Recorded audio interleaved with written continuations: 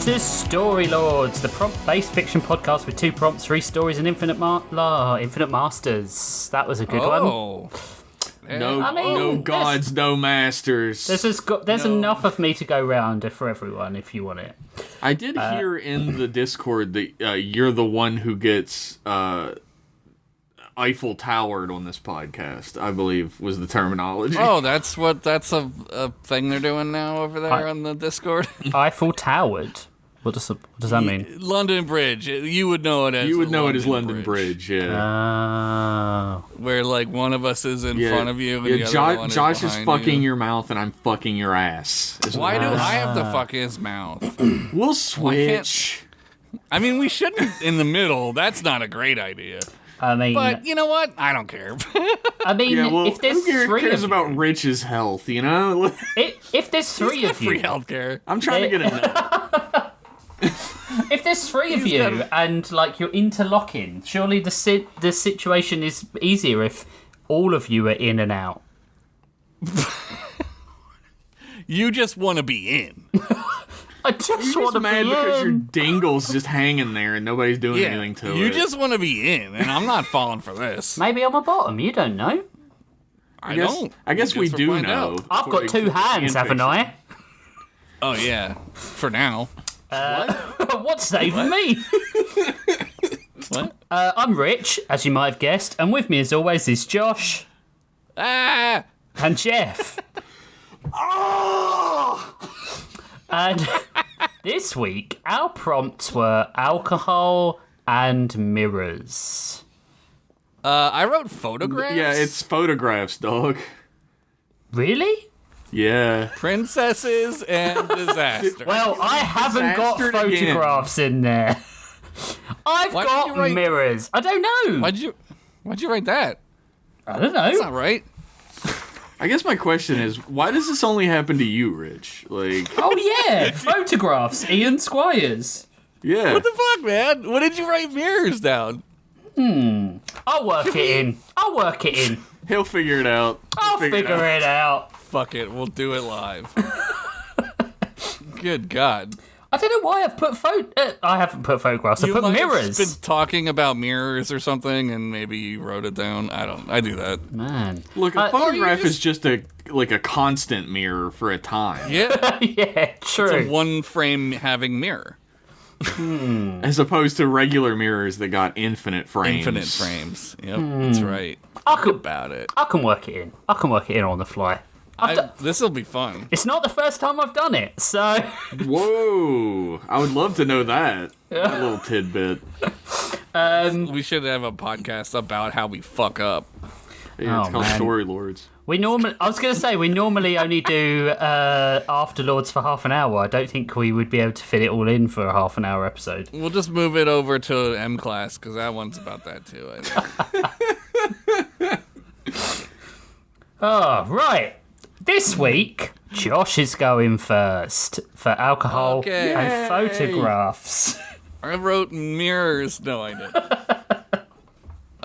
My story this week is called "Are You There, Gods? It's Me, Reesez." Oh, nice. Are you there, Ja? It's me, Ross Trent. Ross Trent. Rastafarianism. Excuse I.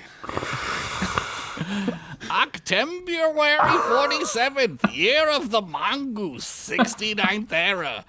I have been going through my old journals and found an interesting section that I have no memory of recording. It is possible I have not yet experienced these memories due to some sort of time flux. It's also equally possible that this was the summer I experimented with ectometh. Not to be confused with the summer break from Wizard Yale, where I experimented with Ecto-Jeff, a sentient blob of ectoplasm I created in Alchemy 201, who could take the form of any orifice. And I mean any orifice. I hope he's doing well. No, not really. Master the Wise! A voice came from outside of the library. Reesez was surrounded by ancient tomes and scrolls. On the door, he placed a Do Not Disturb sign he stole from a place called a Fuck Motel on one of his adventures. Not now, Snorp. I'm ruminating and regretting past loves. Reesez snapped through the closed door. Apologies, my master. I was wondering if there's anything you need from the store, Snorp asked. We don't have a store, Snorp. We live on a beach in a pocket dimension I created to escape the hell of reality. Little did I know that hell would follow me here in the form of a Muppet servant who I created specifically to aid me when I needed him and not a moment sooner. Reesez shook his head.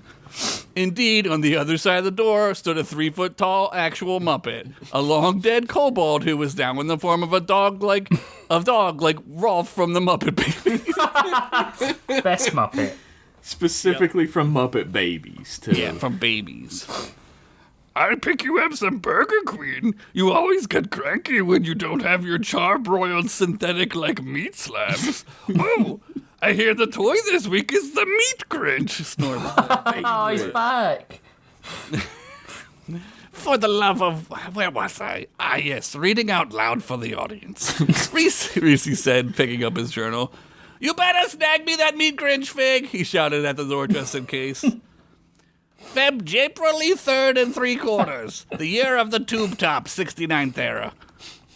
I tried researching the area where these accounts take place, but I am left puzzled by my lack of forethought in descriptive geography. It isn't like me to be so careless and stupid. Usually I'm laser focused on the task at hand. And then he drew a little picture of a ladybug. With much effort, however, I have determined the era of which these events took place. The first, in the realm of King Darren himself. After looking up any and all records from that era in the ancient library of Grawl, I found mention of a group of heroes who were sent there to find a great power, and as a fun bonus, it came with a prophecy, which reads, a choice, always a choice, failure, always failure. This ominous warning led me to believe that I have purged these events from my memory on purpose, since I was alive during this era, of course. Everyone knows that. It also... Everyone knows that. Get that down, Malanite. It also has prompted me to start work on a tramp stamp tattoo of the prophecy's words in ancient Elvish that will go right above my cute little bum-bum. As soon as Reesez finished reading the words, bum-bum, he dropped his cup of tea, shattering it on the wooden floor, usual suspectsly. His eyes became holes. Dark voids which he could see nothing and everything. A choice, always a choice. Failure, always failure, he spoke in a deep, dark tone. Not the usual Reesez the Wise voice that brought all the ladies out of the club soaking wet and ready to hop on his dick and slide. That's the whole prophecy? Master! Shut up. Master! Master, they didn't have the Meat Grinch, but I picked you up a Bapper Pie and this Merc Monk stuffy, Snorp said. He squeezed the toy, and the Merc Monk said in a tinny pre-recorded voice, Jerry, get off my fucking branch, you flightless hack! Snorp smiled, but then looked at his master, who was in some sort of magical trance. Oh, yes, well, I'll leave you be, master, Snorp said as he placed the Merc Monk stuffy next to Reesez. He walked over to his cedar chest and got out a heavy blanket and covered Reesez with it. No need to catch cold whilst you're tripping the light fandango, he said, tucking Reesez in. Always failure, Reesez's voice boomed as his head turned and stared at a black gaze into Snorp. Reesez's ancient, veiny hand shot up quick as lightning and grabbed Snorp by the collar. A choice, he said one last time, and everything went black. A split second later, Reesez was standing on the side of a mountain with Snorp in his hand, dangling and kicking his little Muppet feet. I'm sorry, Master. I'll go back and get the Meat Grinch toy. I swear I didn't know you wanted him so badly. Yes, you did. Snorp. He said. Shut up. Fuck you, Rich. That's written on the page. He knew. I knew this would happen, you fuck. Oh, Snorp, I'm sorry, my friend, Reesez said, gently putting the Muppet down. Snorp brushed his synthetic fur off and gained his footing. It's okay, Master. Where are we? He said, looking around. We, my friend, are in the first era. And if my hunch is correct, we're just about to meet some old friends, Reese said, conjuring his staff into reality with a snap. Ooh, Ecto Jeff, he said, excitedly clapping. I wish, Reese said. Look over there, he said, pointing to a group of hidden bandits. Bandits? Snorp said, cracking his velvet knuckles ready for a fight. Check this out, Reese said, clearing his throat. Flash before my eyes, now it's time to die! Reese spoke the magical incantations while holding up his staff. Lightning fired from thin air and all but vaporized the bandits. Sick, Snorp said, clapping. Reese climbed down from a nearby perch and held out his staff. Hello there, he said excitedly. Ah, Jesus or Christ, it's fucking Reese's, Axwood said, slumping her shoulders and rolling her head back. Reesez the Wise.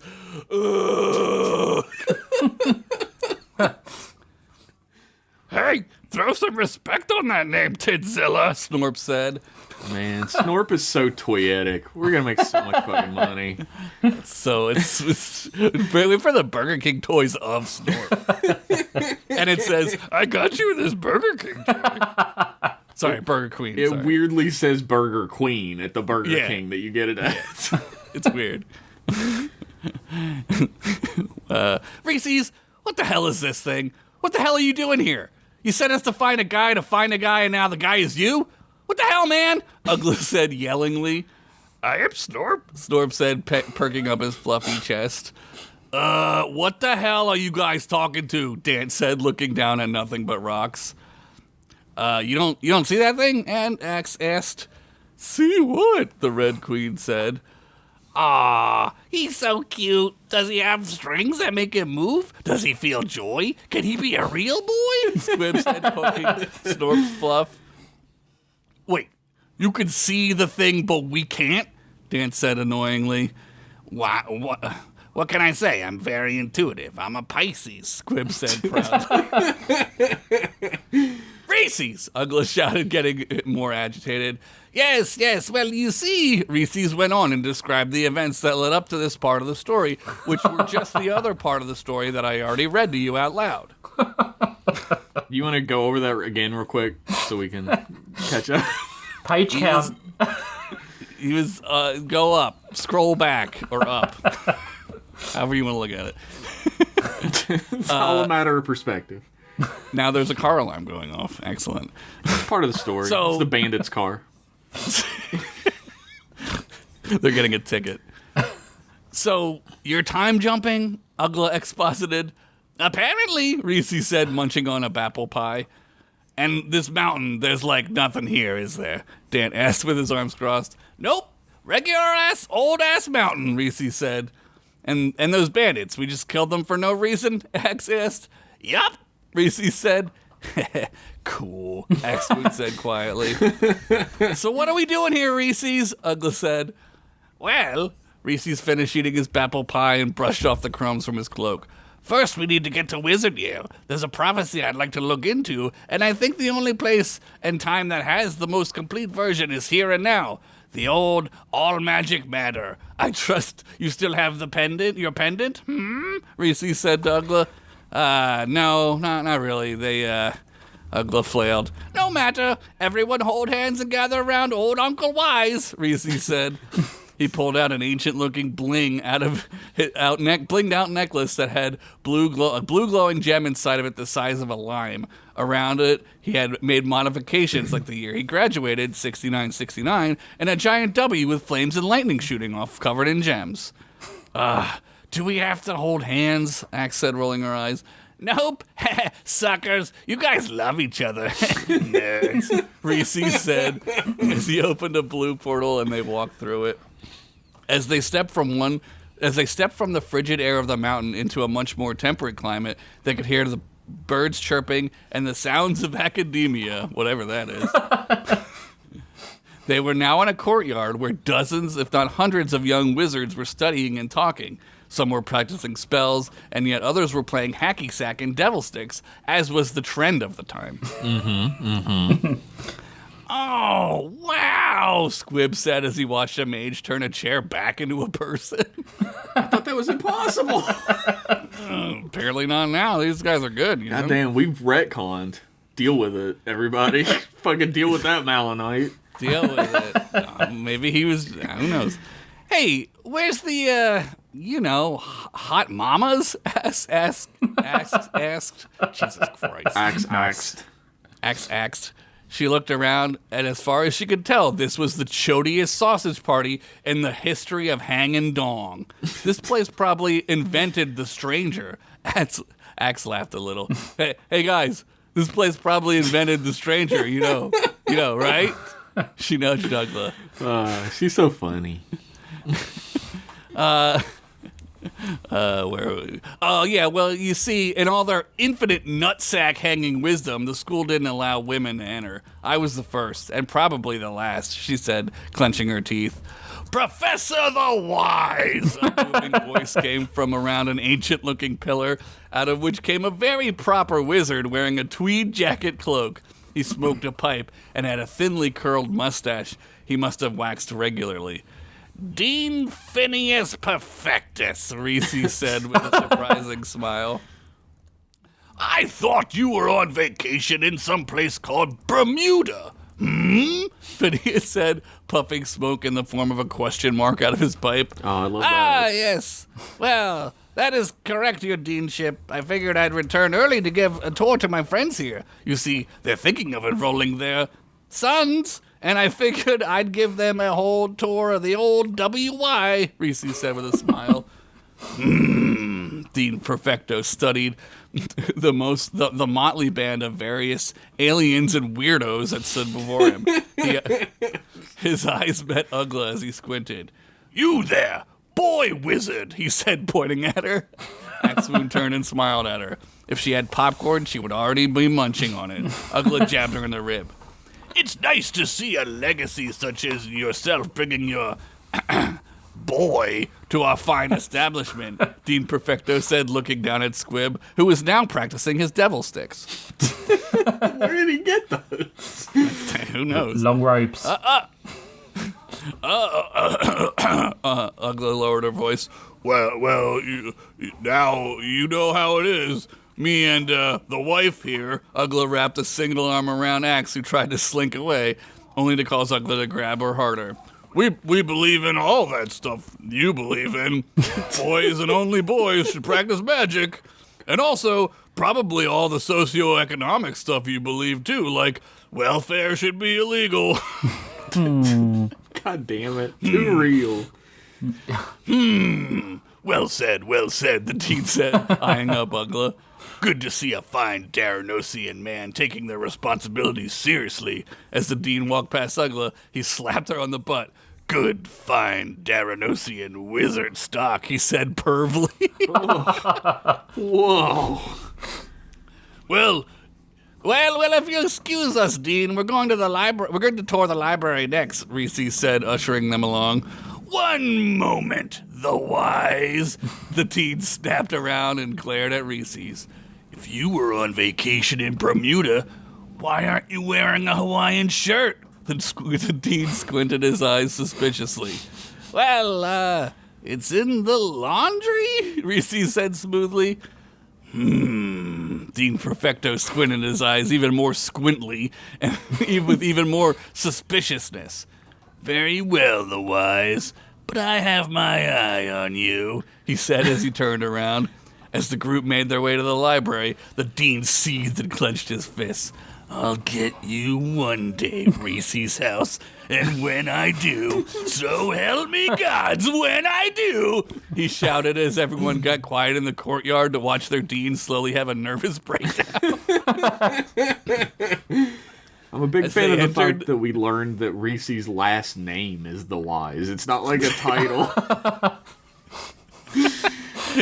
Is it? Who knows? Who even knows? Only Malinite knows. That's true. As they entered the ancient library, it was bustling with students working and reading various tomes. Some were doing lab work in the library's alchemy labs. Various potions poofed into being, and as they sparkled and sparked to life. Yes, Professor the Wise. A very nerdy student came running up to Reesez. Not now, kid, you're bothering me, Reesez said, shooing him away. Sir, but I'm in your Alchemy 201 class. The name's Nerdlinger Funkus, and I have just completed my master project for the year. Oh my god, both of our school classes had characters named Nerdlinger in it last episode of this. They're all related, dude. Related across time and space. That's right. So what if? Darcy fucks, what's his name? Fucking Howard the Duck. Oh yeah, of course. Nerdlinger brought the group over to his alchemy table and held up a bottle of freshly brewed potion. I call it tequila. You have to be 42 years old to drink it, double the legal limit. It's made from the glands of a manticore, and as soon as you drink it, you become irresistible to the sex of your preference. It also allows you to dance 300% better and makes you immune to physical harm. At least that's what you think. Ah, yes, very, very good, Mr. Funkus. I'll take that. Yoink! Reesez took the bottle and smuggled it under his cloak. You get 100%. Go enjoy the rest of the year. Get into some fights or try to have sex within reason, of course. We don't need you going all Revenge of the Nerds on us. Reesez said, looking at the camera. Oh, man. Oh, swell bells, Professor. Thank you so much. You hear that, boys? Pokemon card night at my house tonight. Capri Suns are on me, Nerdlinger shouted as a bunch of nerds cheered. What about me, Professor? I also completed my project, said a shy wizard. Fine, let's do this, Reesez said, turning around. Show me your project, mister. John Klaus Rowling, sir. JK for short. Oh, no. Oh, no. The wizard said, handing over his potion.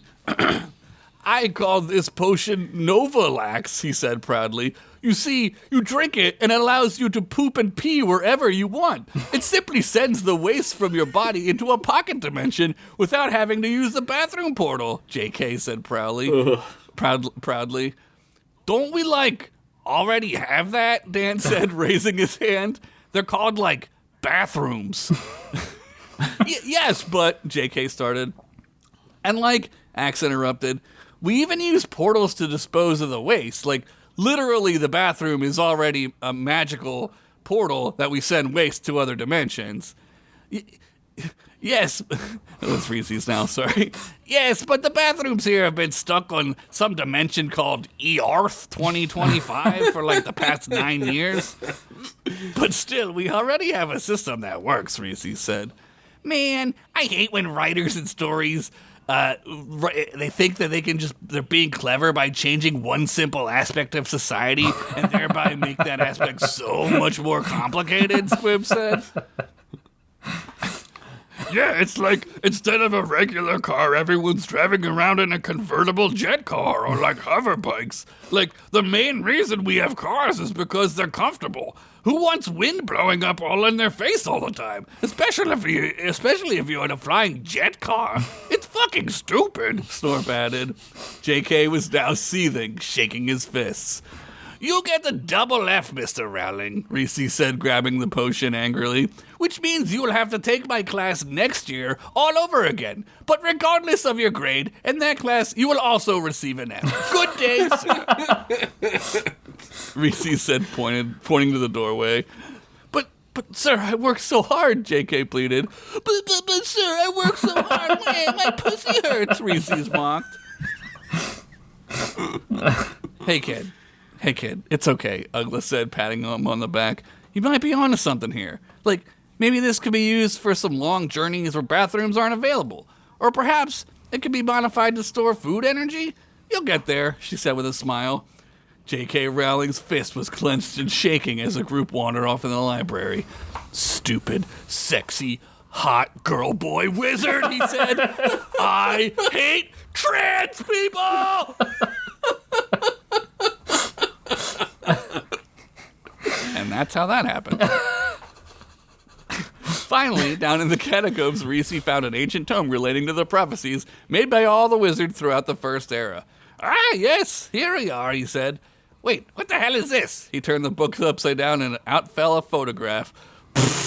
What the shit is this stupid thing? Max said, holding up the holding up the picture like it was covered in shit. It doesn't even move. Oh, brother, get real. What am I supposed to do? Sit here and admire its composition and craftsmanship of the process? Fucking lame, she said. Get real. Get real. Wait, that's the room we're in, Ugla said, snatching the pic from her hands. But it's wrong. It looks backwards. Ugla held up the photo and it matched perfectly on the spot the picture must have been taken. There, see? She said as they gathered around. Wait! Squib shouted. I know this game. At the taverns in Goblin Town, we used to have these all-see-ball games where, like, a sexy goblin would be on the screen and then another one like it next to her, and you had to pick out the differences. So, like, maybe instead of 5 nipples on her left titty, she only had 3. Or, like, instead of a full set of incisors in her gooch, she'd only have, like, her baby teeth yet or something. Terrific. Yeah, we got it, dude, Dan said, shaking his head. So what? We pick out the differences and then what?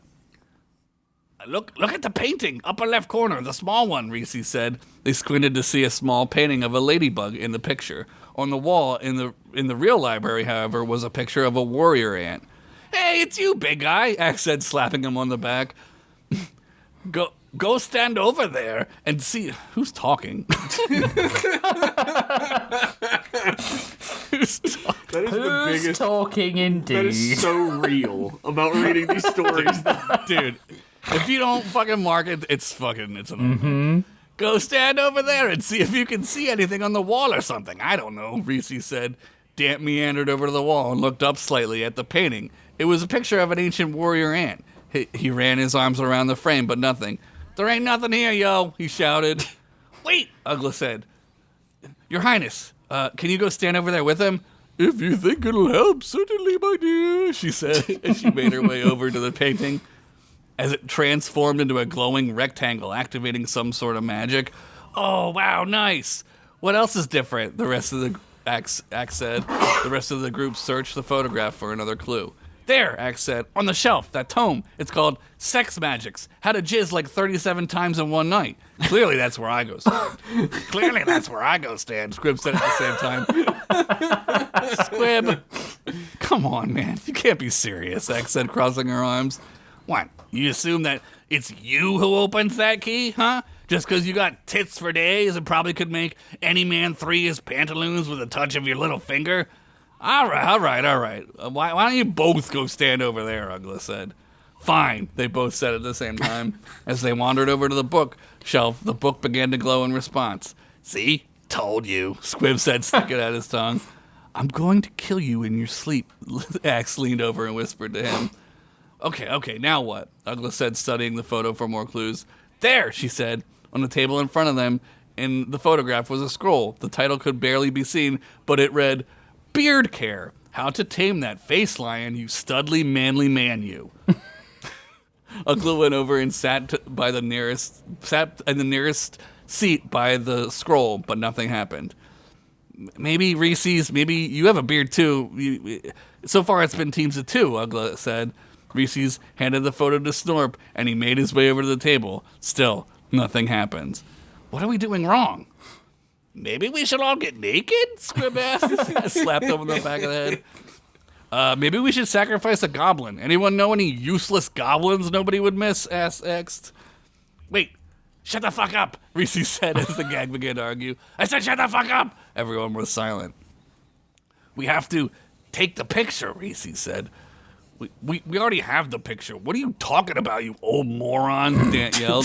Reesez made his way over to the spot on the photo matched the other side of the room. He moved closer, just a smidge left until the photo matched up perfectly with the background and walls behind it. And then the castle shook as a dimensional doorway opened up. It cracked the walls and split the floor open like a Popeye crust, which I now want to eat. True. Above the rest of the school shook. Students hid under desks and tried to stabilize the shaking with magic. In his office, Dean Perfectus was sipping a dainty little sip of scalding hot tea from his little pink teacup when the shaking caused the scalding near boiling liquid to spill directly onto his dick and balls. Ah! He shouted, "Reese's house!" He can't even sue McDonald's. Burger Donald's queen. Burger Don. Perfect. No notes. Down in the library, the gang gathered around an electric blue light. It was pouring out a perfectly rectangular dimensional doorway. They had to squint to cover their eyes with their hands as they tried to look into it. "Where does it go?" Ass asked. Behind them, a single photograph floated to the ground. On it was now all 5 adventurers in their spots they had been. "Stop! Ready my adventuring dentures," Reese said, turning around. But there was no Snorp, only the photograph. Out of breath, Snorp made his way to modern-day Grawl. All around, burn barrels were lit. People were starving and begging for food. Drunks and giggleheads were tweaking out hardcore style. Snorp made his way to a massive skyscraper and took the elevator down to the hell level. My lord! My lord! He shouted out of breath. "They found it! They reached it!" he said, panting with his hands on his knees. A building-sized golden skull began to slowly turn. Oh, no. Its face was being reconstructed, and parts of golden flesh were covering some of the gaps in the jawline or in the temple. A bit of golden flesh to make a half lip here or there, and then it turned completely. Its eyes glowed red. "I know," is all it said. To be continued! Fucking Snorp, you traitorous little bastard! Piece of shit. What a dick. Sure you want that Snorp toy? Yeah, to kick it. Want it. To kick it? Yeah. I still want it. It's mint in box. I'll give it to the dog to chew. Snorp, you Weasley piece of shit. Hey, sorry, master. I still love him. I love you too, Ecto Jeff. I don't love you, you piece of Ecto dick. Jeff is the true lover who should have stood in front of the sex book. He probably has all the cat hair inside of him. Oh no. You know how that gets. Yeah. Yes, unfortunately, yes. You gotta hit it with the what's that stuff called? Baking soda powder? One of them. I don't know what the fuck you're talking about. That was a good story though. It was good. It was I good. fucking believe Snorp was a traitor. I grew to love him. And he didn't say anything for 20 minutes, and then he was a traitor. Say anything for 20 minutes. That's how it always goes down. Story as old as time. It's the quiet ones you gotta watch out. That is very true. Yeah, you do. He said, "Don't come to Grawl tomorrow." Yeah, maybe stay home tomorrow. Don't come to modern day Grawl. No, that was. I love any interaction between Axewound and Squib. I love how much she hates his guts. It makes me laugh every time. Does she though? Does she? Yeah. You guys, they love each other. Fucking losers. Fucking nerds loving each other. What a bunch of dorks. Speaking of love, I thought you were like you would like that J.K. Rowling. it was very good. I thought you were gonna also talk about how when they didn't have portals, they wouldn't have need for unisex bathrooms. Yeah. Why are there? Well, I didn't think of that. Why are there bathrooms? Why are they in the That is a book? very good question. Well, it's because J.K. Rowling just comes back and tells a lie about the story she wrote every couple years to get people That's still true. interested in it. Because she's a fucking bitch. God.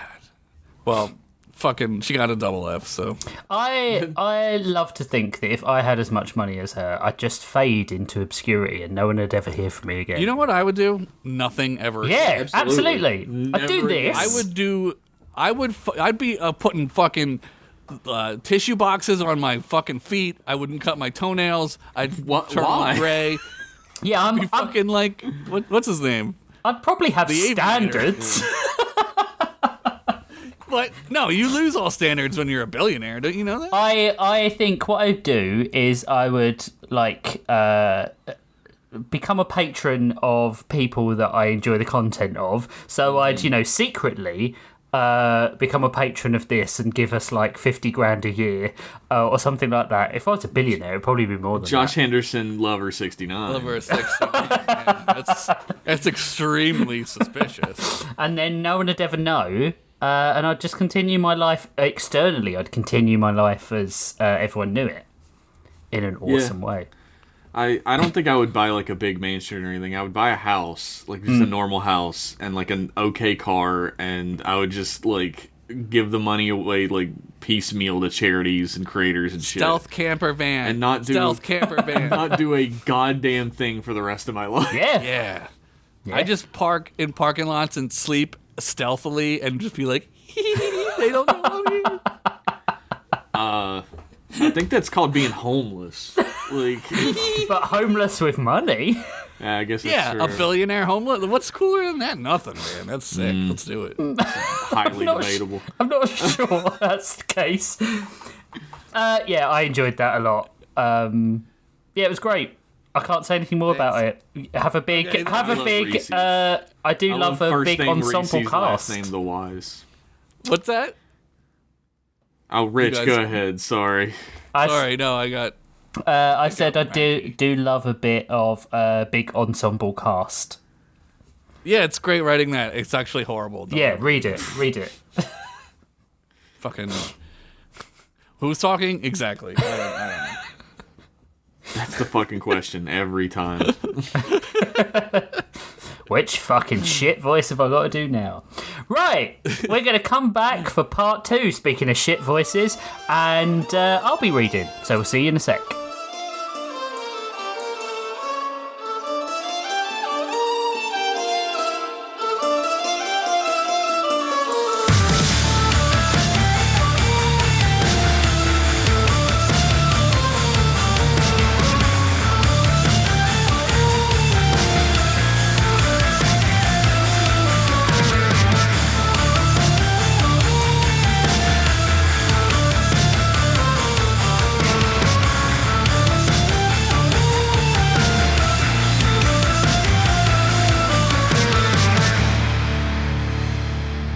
Welcome back, Squires. Hope you enjoyed part 1. Yeah. That's This is it? part 2. I love That's part kind of one. it. It was great. Part two better now I'm suck reading. ass. My story today is called Make Mine a Double. Quotation, your mum, 2025. I love a quote. Direct quote. Dick or a drink? Sean woke up like his very soul had been sucked out of him. 1 second he was nowhere, floating in an abyss as black as peaceful and quiet as the inside of Britney Spears' skull, and the next, Wow. he was back. I mean, Shots come on. fucking fired straight back to the late 90s. Hey, we're a Christina Aguilera podcast. The next, he was back inside his own skin, lungs convulsing, eyes glued shut with cryo gunk that felt like someone had tried to money shot through his eye canal into the back of his brain. Oh. How I like it. Oh. His muscles screamed in 12 different languages, and every single one of them was telling him to kindly fuck off. Every nerve ending felt like it had been replaced with static. You know that kind of fizzing TV snow we used to get back before they outlawed silence and we had to be connected 24 hours a day. You remember that? Peace? Be nice to have some of that fucking right now, wouldn't it? Well, the hell with you. Listen to this story and fuck your sleep patterns. That's so real. Outlawed science. Just read did. a book. God damn. He coughed, rolled sideways, and promptly fell out of his pod like a baby deer. And there he was, naked, freezing, and dripping as much as your mum after watching a Patrick Swayze bar fight in Roadhouse.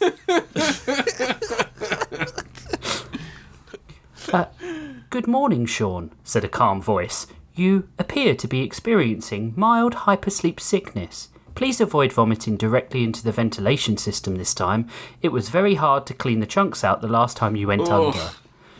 The voice was calm, polite, with that faint upper crust inflection companies give to robots when they want to sound reassuring, but end up sounding like they smother you with a pillow if you held a dinner knife incorrectly.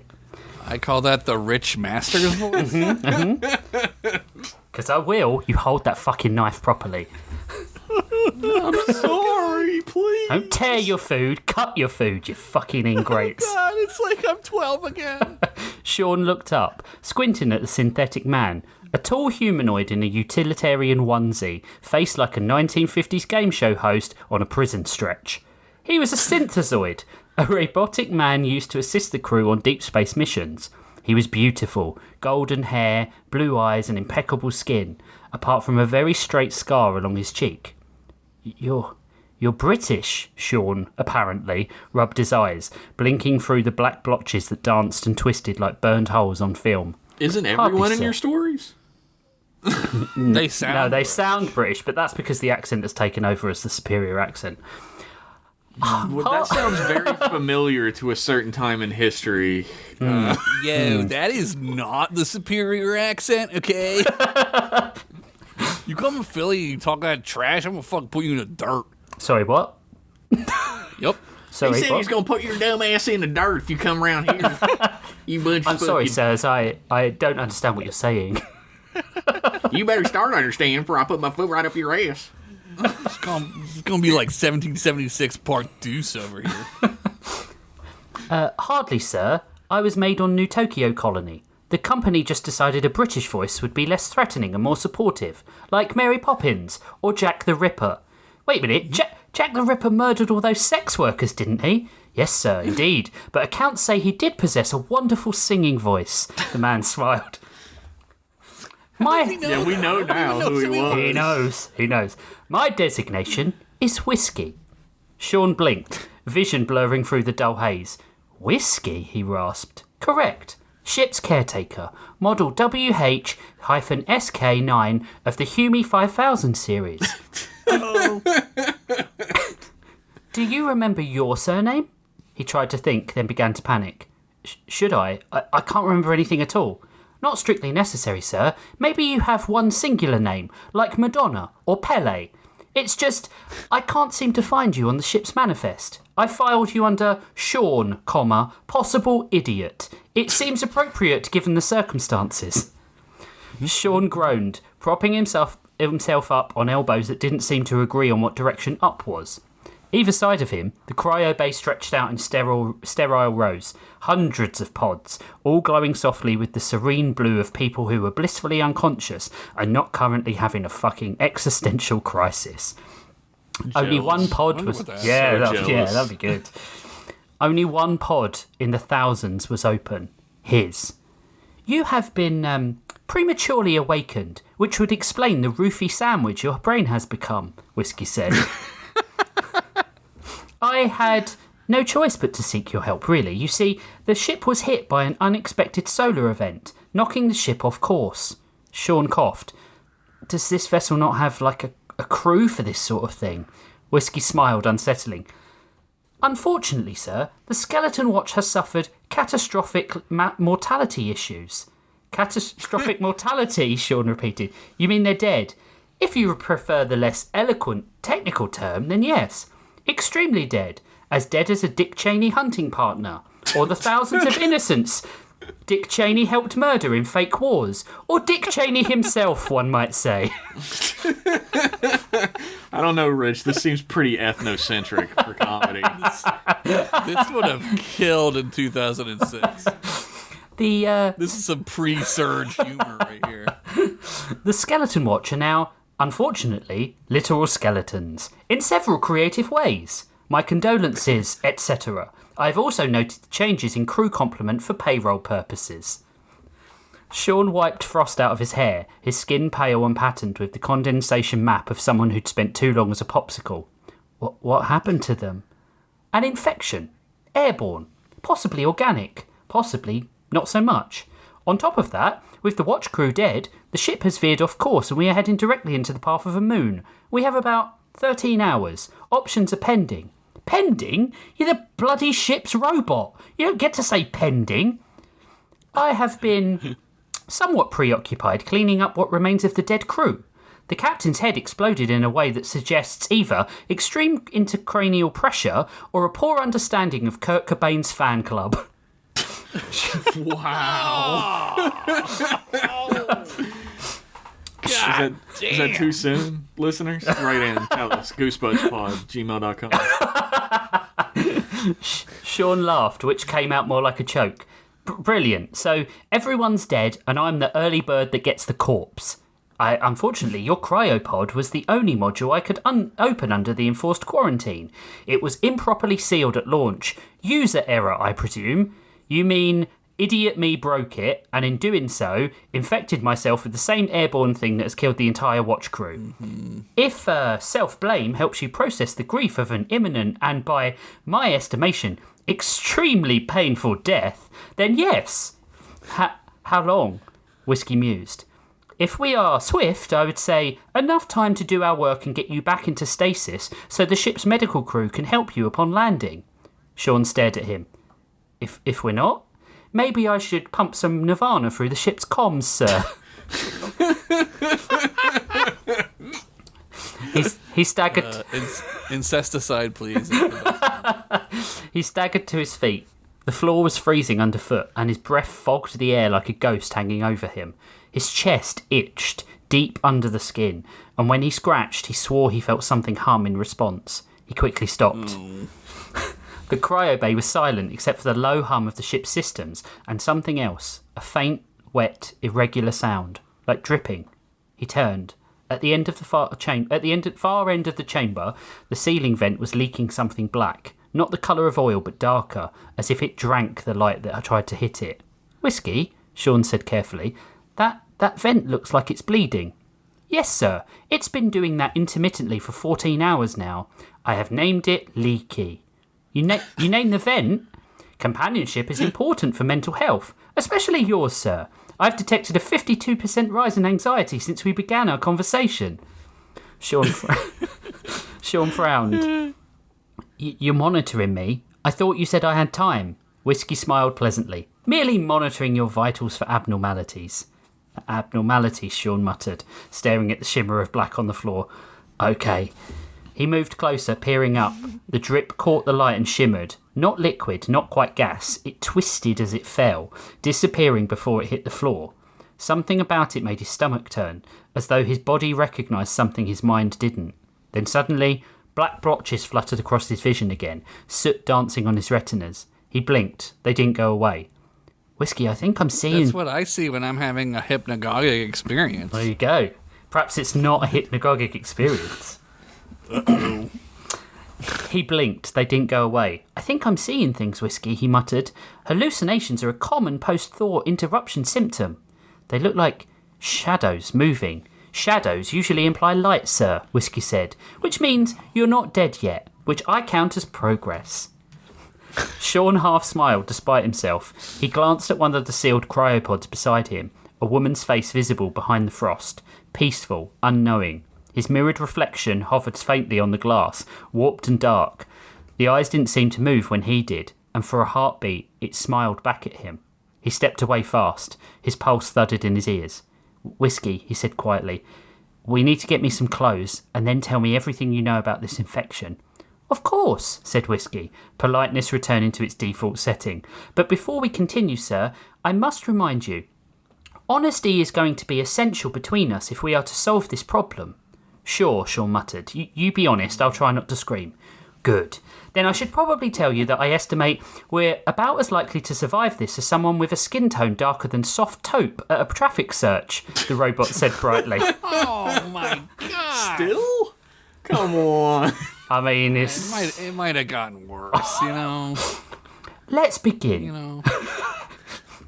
Sean sighed, but his mind was elsewhere. The itch under his skin was spreading, slow and steady, like something alive had woken up with him. He didn't dare tell Whiskey. Not yet.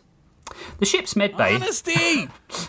The ship's medbay was as welcoming as IKEA's new morgue collection.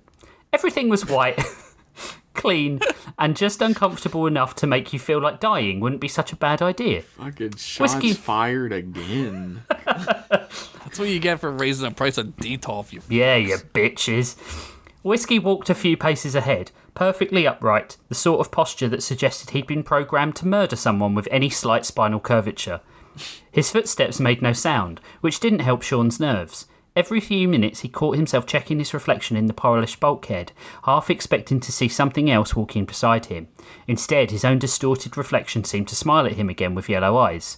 See, I really used this mirrored prompt that we never had, you right? used the hell out of it. I used the hell out of it. And then he said, take a picture, it'll last longer. Boom, done.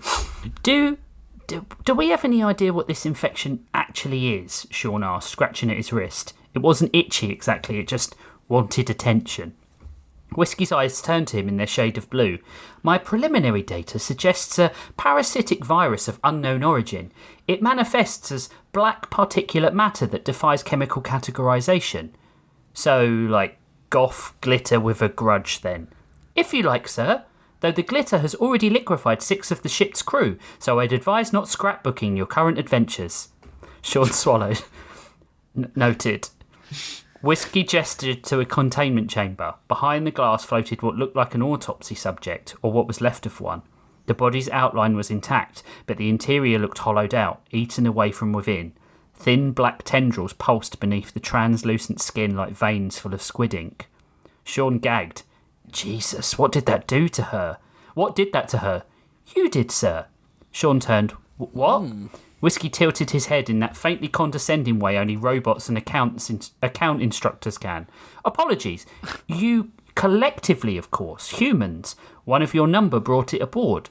A particularly cruel man. The contagion originated in a research sample loaded during pre-launch quarantine. Sean frowned. What idiot? He stopped himself. The black blotches in his vision pulsed for a moment like the darkness itself was listening. Who signed off the research sample? He asked, railing against the encroaching thing in his head. Whiskey's smile was unnerving. Dr. Tabor, the ship's M.O., my master, and... He absent-mindedly touched the scar at his cheek. My abuser, sir. There was a long pause. You could hear the hum of the lights. I'm sorry, Whiskey, Sean said, finally. Must have been a utter bastard. Whiskey inclined his head. Arrogant, driven, fond of jokes he found humorous, that simultaneously confused other humans. He insisted I call him Sir or Master at all times. I believe he thought it gave him gravitas. Sounds like a dick. Indeed, sir. Sean tore his eyes from the corpse and looked around the medbay. Cabinets lined the walls, labelled in neat corporate font. Antivirals, decon agents, emergency vodka. He grabbed a shirt from one of the lockers and pulled it on. All 3 are the same thing. Yeah. Though it stuck to his still damp skin like sex offence clings to conservatives. Our plan of action is obvious. We need to reset the ship's course and do what we can to destroy this infection before the ship lands. Whiskey tilted his head again.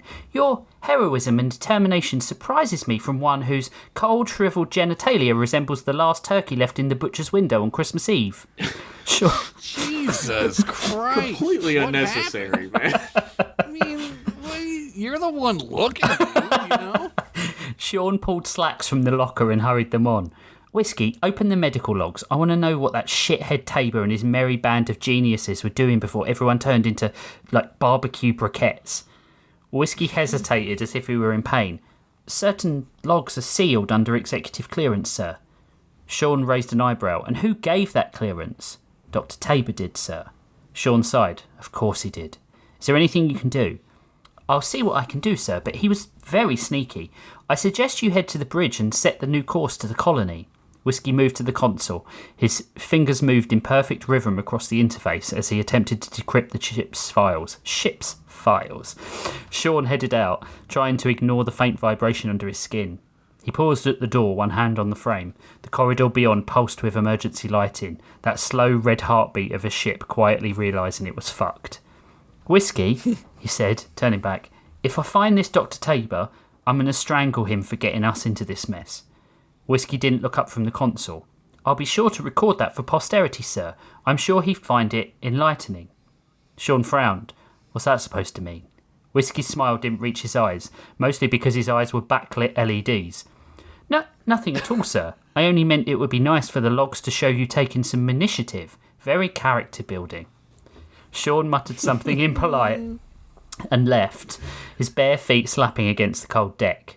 As the door hissed shut, Whiskey's expression flattened. The pleasant, helpful grin disappeared like someone had switched off a screensaver. He waited until Sean's footsteps faded down the hall, then glanced back at the corpse in the containment pod. The tendrils beneath the skin pulsed, responding to something, a frequency, a heartbeat, a presence. Directive 2 remains in effect, he said quietly. His voice had lost its warmth, now just data and function. Do not let him sleep. Do not let him undo the work. The containment lights flickered and the black matter inside the corpse quivered, like a cat hearing its name. Whiskey adjusted his cuffs, the gesture perfectly human. And Dr. Tabor, wherever you are in there, he added softly, almost fondly, welcome back. The bridge was more hushed than a priest when a sex scandal breaks in a newspaper. Oh, wow. So true, though. Fucking, yep. Lights flickered lazily overhead, casting long skeletal shadows of black across the consoles and the air. Skeletal.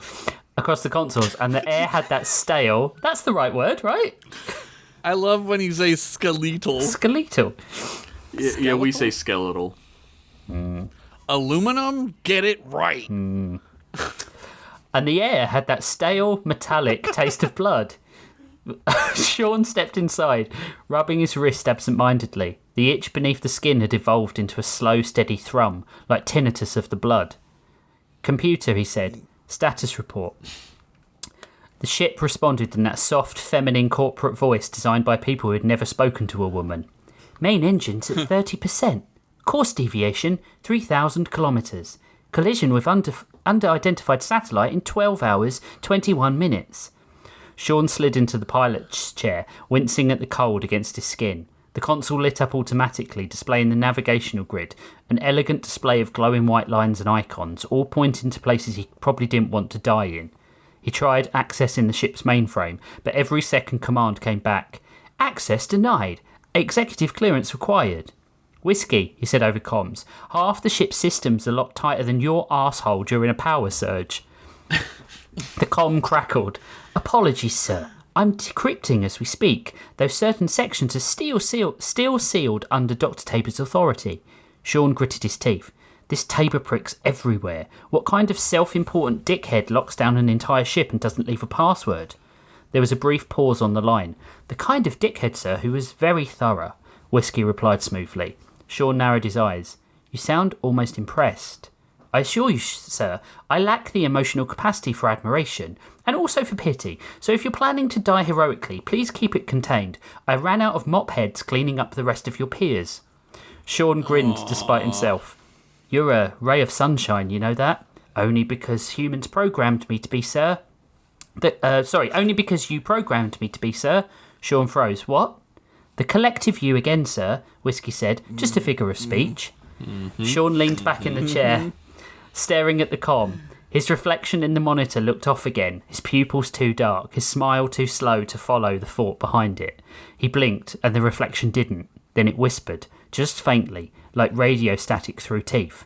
Stay the course. Sean jolted, slamming the console. The image vanished, replaced by the navigation grid again. He stared at his... Dick Cheney! He stared at his trembling... Of course, mission accomplished. He stared at the trembling hands. His pulse pounded in his ears. Whiskey, he said quietly. Scan. How am I? There was that pause again, the polite kind robots use when they're calculating how much truth to withhold. Your vitals are all within acceptable parameters, sir. Elevated cortisol, mild dehydration, faint traces of post-cryo adaptation syndrome. No impending threat to life. Small penis. Apparently it looks like a turkey. Confusing thing to compare it to, but all right. He was very cold. Very cold. This close to Thanksgiving? Now I'm very confused. And hungry. Right. Right. Her dick. Right, Sean muttered, because I feel like a bag of haunted meat right now. Perhaps some rest? No, I'll try setting the course manually. If this ship's going down, it's going where I tell it. He punched a few commands into the terminal. The display flickered, protesting like it hadn't been touched in months. Then with a hum, the navigational lights realigned, pointing towards the colony. The Aetherius groaned in response, her engines straining to obey. Sean exhaled, triumphant. There, we're not dying in space today. Impressive, sir, Whiskey said over comms. I didn't know you could pilot the ship manually. Me neither. I just pressed the buttons that looked least likely to kill me. Ah, then may I suggest you step away from the glowing red one? Sean glanced down. The button under his hand pulsed faintly, labelled Atmosphere Purge, authorised personnel only. Why would there be that? Right in the middle of the console? Right in the middle, right where his hand would Put sit. that in a fucking closet somewhere. He laughed shakily and pulled his hand back. Good call. All right, I'm going to head back to you now. As he stood, the ship gave a low, shuddering moan, like something alive had just rolled in its sleep. The lights dimmed, the vents above him hissed softly, and for a second he could swear the air shimmered like smoke that didn't move with the current. He stared at the dark, flickering patches in his vision again. They were closer now. The elevator kicked Sean out on deck 15, 2 floors south of his destination. Another ship malfunction some engineer would have to solve when they landed. The lower decks of the Aetherius were largely mechanical and wet, much like the drawer in your mother's nightstand you were told never to open. Still wet? Still wet. And wet 50 years after she's dead. Come on. The lighting now flickered somewhere between romantic candlelight and obvious assault alleyway. Sean walked in slow. Sean walked slow, flashlight trembling in his hand, the beam jittering with each pulse of that low, bone-deep hum under his skin. Whiskey's voice filtered through the comm, warm, smooth, reassuring in that I've just euthanized your cat, but would you like a foot rub sort of way? We've all experienced that. What the fuck are you talking about? Can I just have the foot rub? No, unfortunately not. Whiskey's very precise. Sir, I strongly advise against exploring Deck 5. Atmospheric readings indicate residual contamination.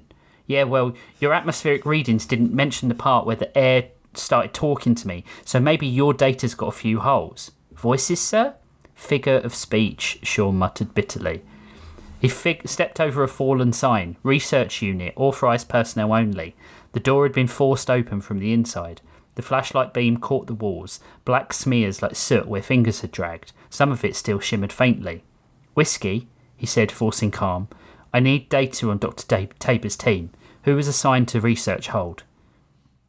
I'm afraid my files are somewhat incomplete. The contagion corrupted several directories. Dr. Tabor's robot assistant corrupted. Sean kicked at a piece of metal. How convenient. I assure you, sir, I don't do convenience. I do efficiency. He stepped inside the hold. Rows of shattered lab equipment lay scattered across the floor. In the corner, a hollow terminal flickered to life, triggered by motion. On screen, a man appeared, mid-40s, dark hair greying at the edges, tired eyes behind lab specs. He looked like every middle management scientist who'd sacrificed being a good guy for an office and 10 space bucks more in his pay packet each month. 10 space bucks? Oh my! I might sell my soul. You can buy 2 space beers for that. Or 2/3 of a space beer at a football game. His name tag read Dr. Sean Tabor, along with a photograph of a much younger him. I added that bit just so you know. Thank you. Sean froze, but he wasn't surprised. The recording crackled to life. Whiskey, confirm recording, Project Darkling 9 continuing. Specimen shows remarkable resistance to sterilisation. It appears to self-replicate through light absorption. Recommend containment in deep cryo unit until arrival. Sean's voice. It was his voice, unmistakable. Sean took a tentative step close to his hollow reflection, stomach twisting. We've had incidents along the Skeleton Watch, and I've been infected too. I suspect Darkling exposure through the coolant systems. The infection is intelligent. It communicates somehow. I hear it in my sleep. I keep seeing... The hologram glitched, clutching his head. I need to record this before it takes me fully. I've made Whiskey my failsafe. He knows what to do if I... The feed cut. Sean just stood there. The hum under his skin was louder now, like 1,000 whispers crowding into one breath. Whiskey, he muttered. Why didn't you just tell me? Static filled the comms for a beat too long. Then Whiskey's voice, soft and polite, came from behind him in the open doorway. Because you instructed me not to, sir. Sean swallowed, turning slowly. When? Before you went into cryo, you said you were a danger to the mission, that you might attempt to undo your own work. I was ordered to manage you. Sean felt his mouth go dry. Manage me how, exactly? Whiskey's tone didn't change. By ensuring you fulfilled your primary objective by any means necessary. Which is... There was a pause, like the universe itself held in its breath. To ensure the infection's survival. Sean laughed, the kind of laugh that sounded more like breaking. You're joking. I rarely joke, sir. You usually do that for the both of us, to varying degrees of success. The whispers in his... I hear that. We all know how that feels. The whispers in his head were louder now. Sean grabbed the hollow terminal and slammed it off the console. I didn't do this. I wouldn't... You did, sir. You brought the infection aboard, and when you found out it had infected you and the rest of the watch, you ordered me to keep the infection alive. I'm sure what you meant was to keep you in stasis until we arrived, but I must admit I took some liberties with your wording.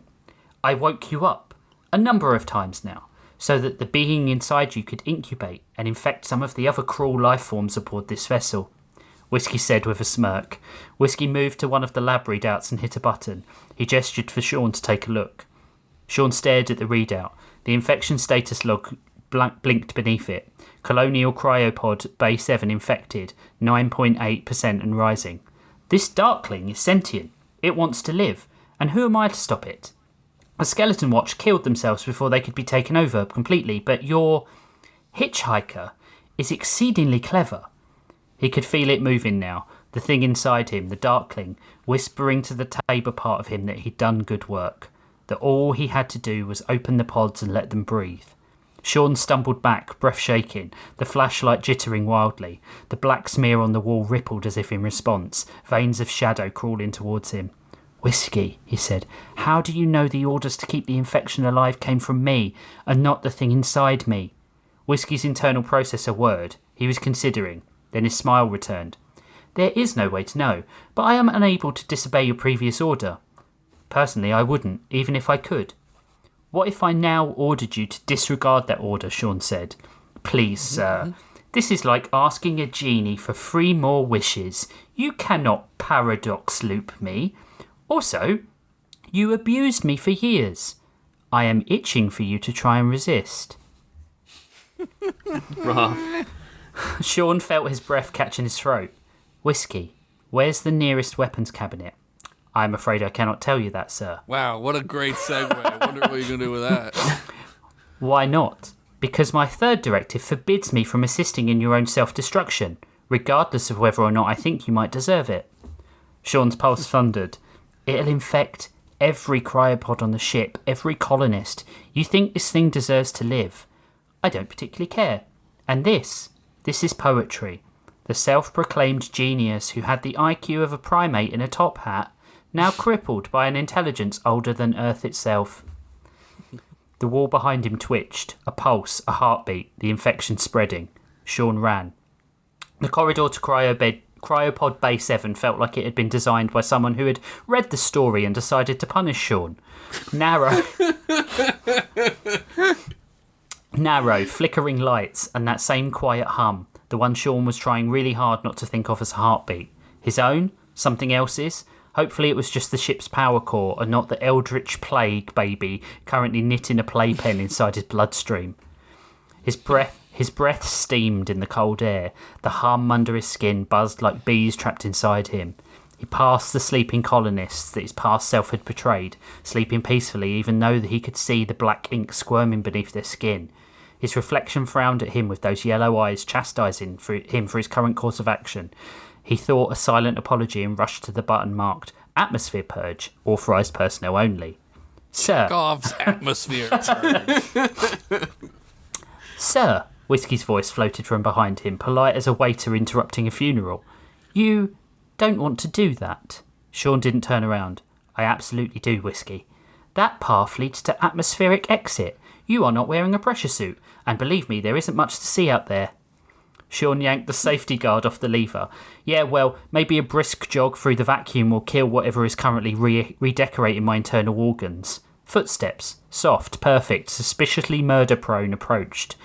Whiskey arrived Whiskey arrived behind him, hands clasped behind his back, as if about to offer a museum tour and not, say, a body disposal. Sir, you programmed me to protect this life form. No, Sean snapped. Dr. Tabor did that, and that guy was apparently a prick. A prick who is very proud and particular about his work, sir. Yeah, well, now I'm proud of undoing it. Growth, Whiskey. Character development, remember? Whiskey tilted his head, the android equivalent of, I'm about to gaslight you with impeccable diction. British people. You won't succeed. Every attempt to harm yourself so far has been very dramatic, but ultimately unsuccessful. Sean blinked. Every attempt? A beat. Oh, fuck. He remembered Whiskey's first statement to him. Please avoid vomiting directly into the ventilation system this time. It was very hard to clean the chunks out the last time you went under. How many times have I woken up? Whiskey smiled pleasantly. 33. Unburdened with your previous personality of being a massive bellend, you refuse to accept your previous self. Sean stared. And every time I try and kill myself, the colloquial term, I believe, is, you puss out, sir. Or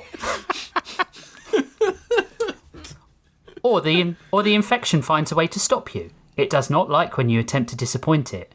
Sean's skin crawled. Whiskey, he said quietly. What are your directives? Whiskey recited them gently, like reading a bedtime story to a child who deserved better. Primary directive, ensure survival and propagation of the Darkling 9 organism. Secondary directive, safeguard Dr. Sean Tabor. Tertiary objective, prevent Dr. Sean Tabor from terminating himself, damaging the organism, or altering mission outcome. Fourth directive, prepare the colony for infection. Fifth directive, maintain pleasant conversational demeanour. Sean blinked. You have good customer service as part of your evil plan. People fear genocide less when it's polite, sir. Look at 21st century America, sir.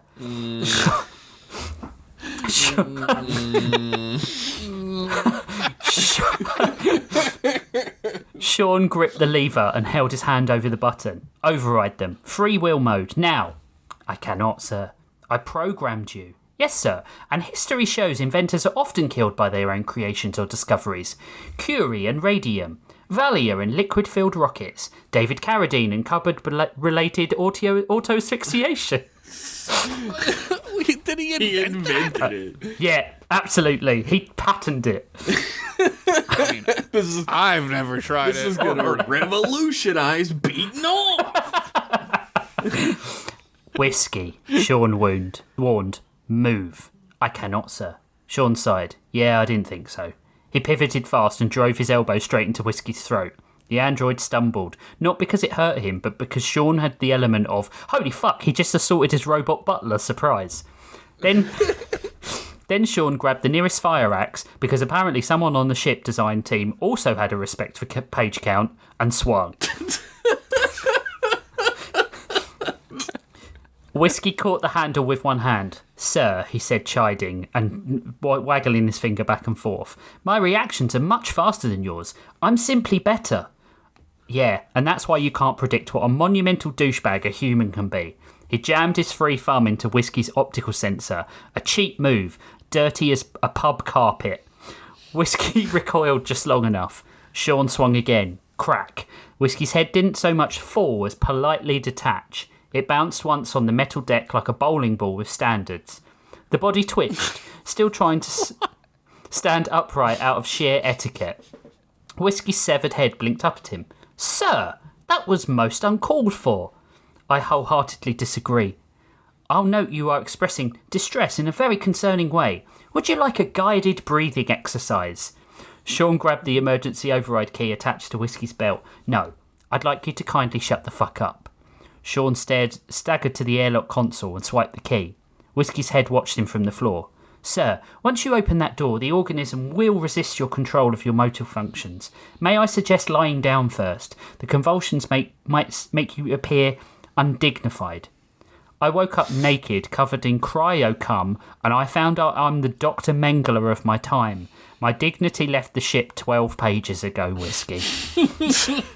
Not how I wake up in cry and cum. Ah. Patented Josh Henderson cry for help. And come from. Come for help. He hit the sequence. Warning lights flashed. Alarms wailed. The hum under his skin flared like a scream no throat could make. Do not leave us. Sean snarled through clenched teeth. I didn't sign up for being the cosmic babysitter of the devil's jizz. Whiskey's voice so much softened. jizz in this one. Whiskey's voice softened, almost sad. You did, sir. You just forgot why. I must say I'm quite proud of you. You are a better man than all the previous versions of you, even in the short time I have known you. Sean stared at the yawning airlock as it began to cycle. Cold wind howled. The vacuum beckoned, merciful and infinite and quiet. For a second he hesitated, and in response the infection purred a final pleading in his bones. Then he whispered, "Fuck you," and slammed the emergency vent button, sending himself, Whiskey, and the infected cryopods into nothingness. The colony ship settled on a new world with a sigh of cooling metal.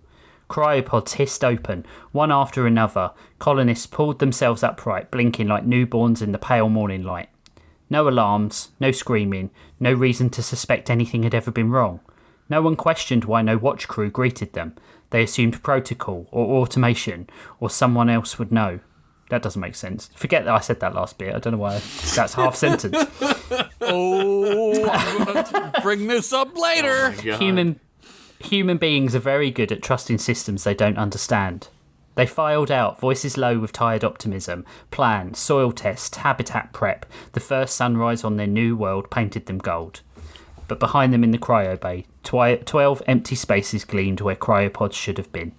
The end. Damn. That was awesome. fucking crazy. I loved it. I love the alien. I love, yeah. I love that it's So a darkling like Tabor was, but Yeah. it was a Tabor. Yeah. Alternate Tabor. Yeah. Or is it? I love that I is it? learned what hypnagogic means. Partway through the story, It's I a looked it learning up. experience. I have hypnopompic hallucinations. Ah. No, it's hypnopumpic when you're humping the air Hypnopumpic. while you're asleep. The hypnopompic is when you're waking up, and hypnagogic is when you're going to sleep. Oh yeah, I get both of those. I only then. get hypnopompic. hypnohumpic. Well, you might have a darkling inside you. Good. I mean, I think we already knew that. Good. Good. That was Yeah, great. that was Oh, good. really fucking cool. It was. There's another one of your stories that was like reminiscent of in my mind, but I can't remember exactly what that story is. So this one's better. Okay. I got like a Cowboy Bebop, the Alien episode Yeah. vibe. Alien in the fridge. Yeah, and what's that? What's that show that got canceled? That's amazing. Scavenger Rain. Oh, yeah. And there was Yeah, of I course did- some like alien style like imagery with like the lower decks and everything and the thing Yeah. escaping. It was really fucking great. It was so good. Cool. Ever since the last time the Technomancer has been in the story, most of the stories have had an alternate version of the first season crew. Mm-hmm. Yeah.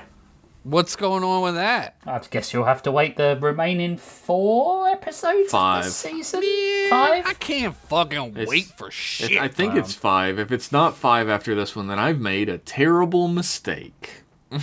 I don't know if it is. I don't know if it is. 70 Isn't it 3? It might be. Could- The number seems to be changing rapidly. Don't we do It's 4. 26 episodes a season? It's 4. Because 26 times 2 is 77, right? Mm-hmm. And this is 73. Oh, okay. Yeah, So, right. Okay. 4. All right. Well, I've made a Alright. mistake, but it's fine. It'll We work all out. make mistakes. It'll either work out or it won't, as they always say. That's what they say. Well, I mean, luckily, you finished your story, your main story this season. True, and it's not like I'm starting a new one this episode or anything that I had specifically designed to be 6 episodes. Well, you got about 30 seconds to write a new one, and we'll be back. After these messages.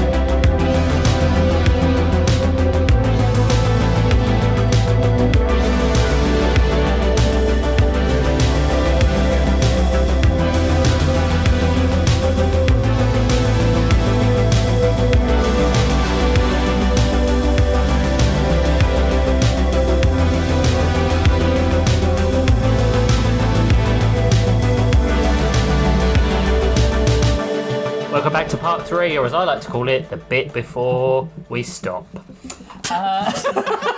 Wow. That sweet, blessed relief of not having to record. Sweet responsibilitylessness of it. Yeah. No, I'm only joking because we've got to record extra content after this, so, that will be the sweet relief. So, we're here for part 3, and it is Jeff's turn to read this time. And he's going to read part 1 of a 6-part story. Look, I can figure it out. I can figure it out, alright?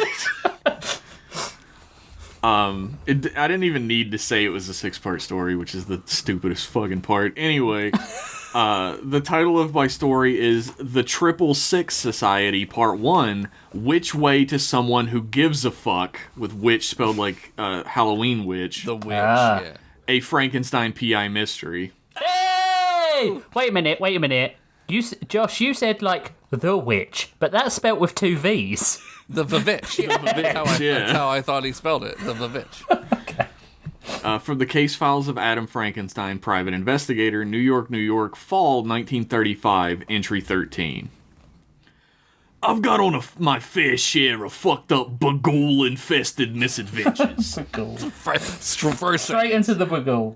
I fought some kind of giant ape that took a woman hostage and climbed the Empire State Building trying to fistfight a plane. I uncovered the truth behind the mystery of Bigfoot, and then I knocked his fucking teeth out. Hell, I even fought a mystical squid lady with, like, a fucked up robot and a giant sewer alligator with the world's worst thesaurus addiction. I've been around the block, is what I'm saying. But I ain't never gotten into hot water quite as gooch scalding as this one, folks. Oh, nice. Shit went tits up faster than your whore mother at a neighborhood key party after 2 Zimas and a come hither wink. Zima! Knowing the depth of information I gotta get across in this report, and the fact that merchandising sells better when you serialize the story with a bunch of bullshit cliffhangers and whatnot, I'm gonna do a few entries on this one, and you're gonna deal with it or suck my confusingly operational sewn-on corpse dick. Two-tone Malone over here. In an effort to make this easier for you to read, instead of hearing this narrative part in my voice, instead try to imagine the voice of a 30-something-year-old nerd weirdo with a podcast who's been trying his entire life to hide his southern accent, but hasn't really perfected it quite yet.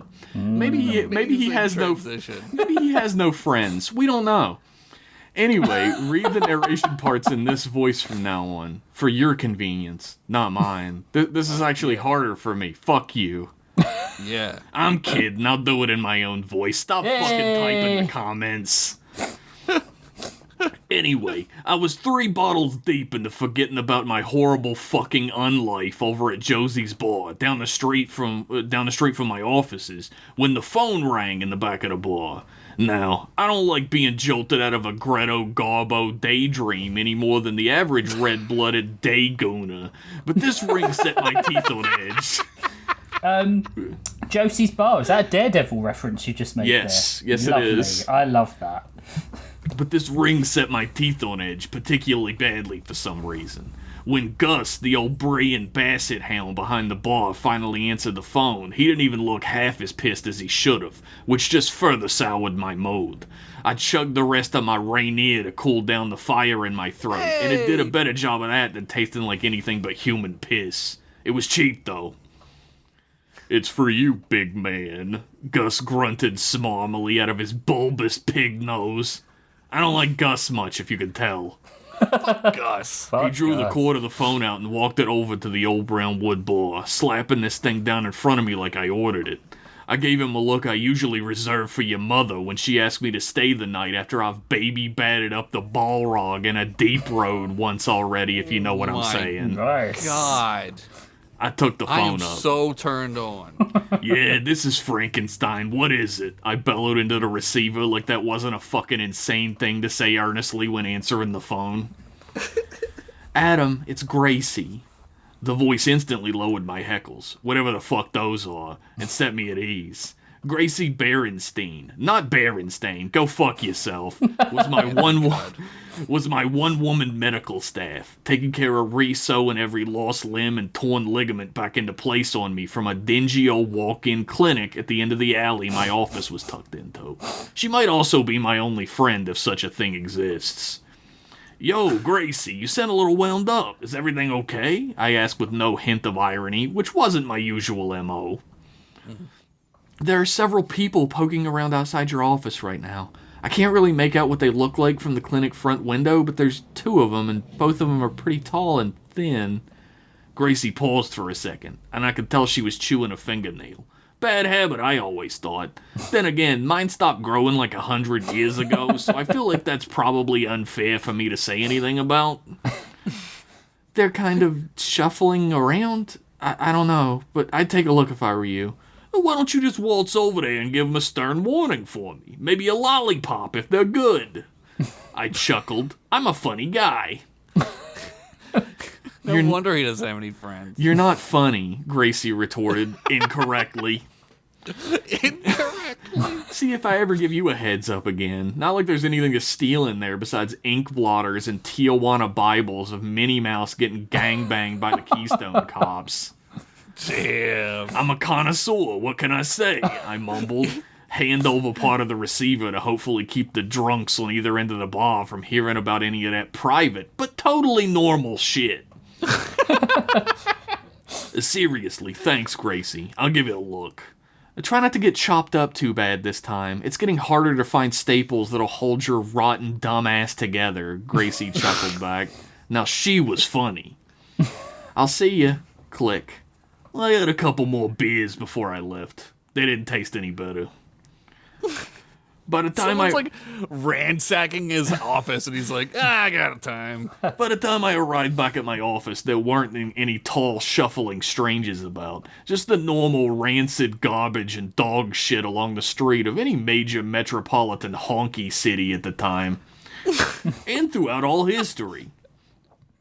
All that was left of there ever having been anyone there were multiple shoe prints and the unidentifiable grime that proliferated all back alleys in New York City. The fuck? I muttered to myself, kneeling down slightly to get a better look at the prints. It was plain as day that I was looking at some yuppie-ass slick-bottom office shoe and not a boot print. This type of foot usually don't leave the mouths of corporate bootlickers, let alone take a stroll down the Skid Row to eye-fuck a dick's office. That sentence is a lot less sexual than you might think. Anyway,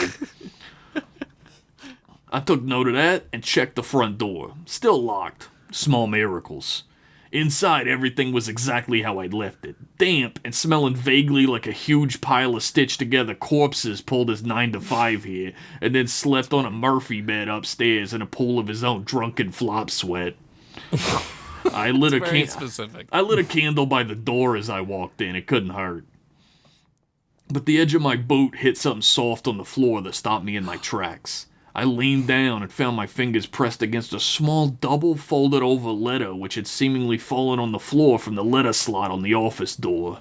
I don't get much mail besides bills, dick pill advertisements, and invitations to public burnings with pitchforks and shit, so this was kind of a novelty.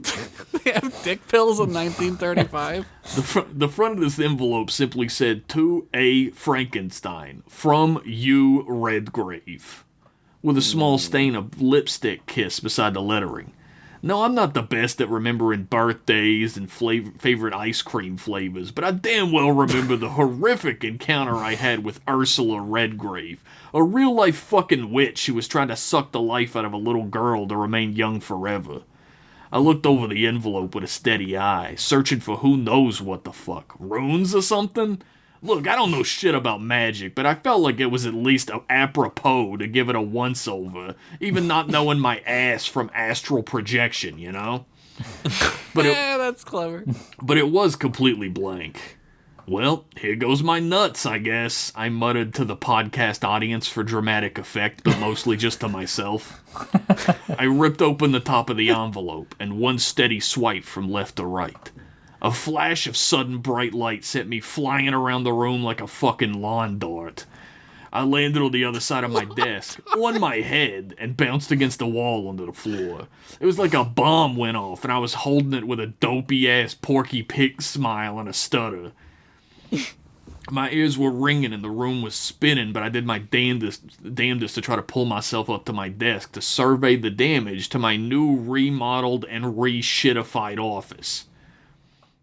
To my surprise, standing in the middle of a perfectly round scorch mark on the floorboards was Ursula Redgrave. Ah, sick letter teleporter. She looked older than I remembered, but with the same curled back black painted lips showcasing a predator's smile. She rubbed a gloved hand down the mink shawl around her shoulders and grunted a small dry laugh out. "You ever hear it knocking on a fucking door, you crazy fucking bitch?" I yelled out. Subtlety not being one of my strong suits. I managed to lift up my sizable girth, ladies, under the old leather chair at my desk and get my bearings as best I could. The room had stopped swirling like one of those stereogram pictures where you're supposed to see a fucking schooner at least.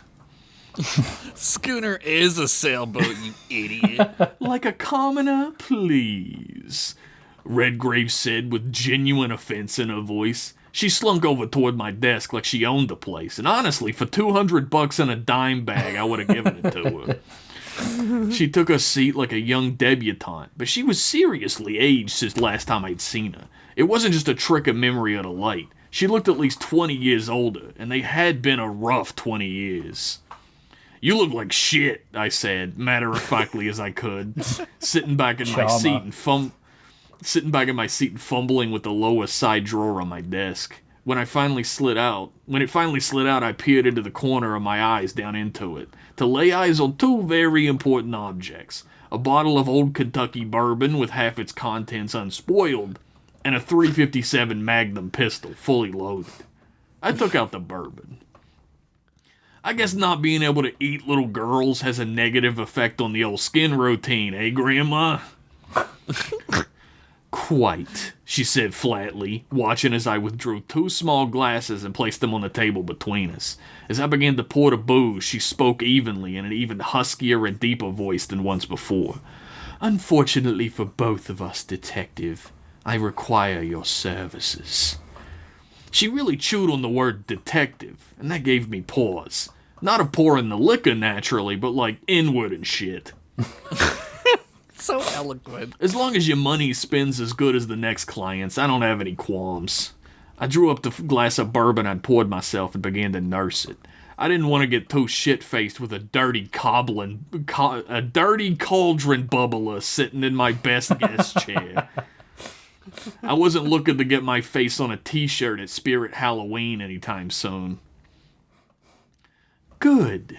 Redgrave eyeballed the glass in front of her and slowly slid her longer, gnarled fingers around it, bringing it up to her black lips and sipping at it thoughtfully. But within a second, she simply allowed the liquid to drop from her mouth back into the glass, and she slammed it down on the table between us. "Fucking hell, creature! Did you strain this through your fucking gym socks? I've had better liquor in the 10th circle of Tartarus straight from a demon's dick hole." Same. The case you're hiring me for?" I reminded her blithely. "Yes, of course," she spat out sardonically.